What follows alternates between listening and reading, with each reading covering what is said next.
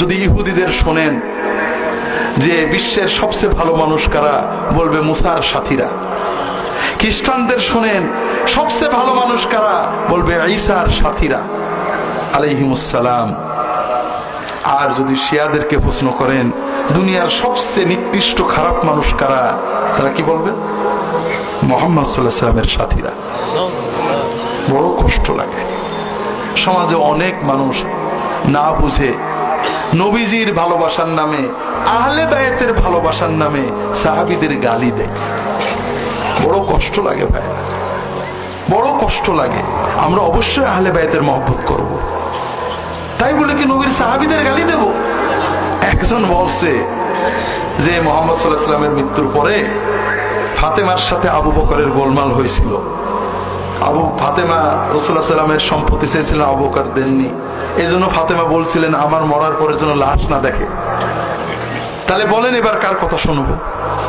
আমি বলছি ভাই, যে আল্লাহর কোরআন সত্য হয় তাহলে তুমি মিথ্যাবাদী। আল্লাহর কোরআন সত্য হলে উভয়েই ভালো ছিলেন, আর তুমি জাল মিছে কথা বানাইছো।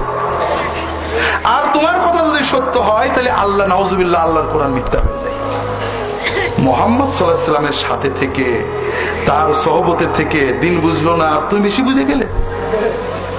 বড় কষ্ট লাগে যে কোরআন পড়ে আমি আজকে দিনের দাবি করছি, সততার দাবি করছি, নবীর প্রেম দাবি করছি, নবীর পরিবারের প্রেম দাবি করছি।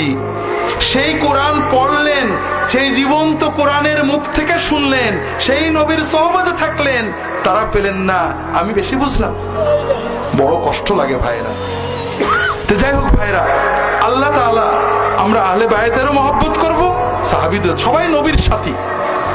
তাদের ভিতরে ভুল বুঝাবুঝি হলে, মানুষে মানুষে ভুল বুঝাবুঝি হলে, এটা মানবিক ব্যাপার।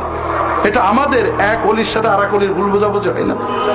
ইমাম আবু হানিফার সাথে সাফেঈর মতভেদ ছিল না, তা আমরা কি কাউকে ঘৃণা করবো নাকি? এটা মানবিক ভুল, এটা গল্প, কোরআন হাদিসে নেই, মানুষ বানিয়েছে, আল্লাহই জানে। কিন্তু কোরআন এবং হাদিস বলছে মুহাম্মদ রাসূলুল্লাহ সাল্লাল্লাহু আলাইহি ওয়াসাল্লামের সাথীরা খারাপ হতে পারে না। কথা কি বলতে পারছে?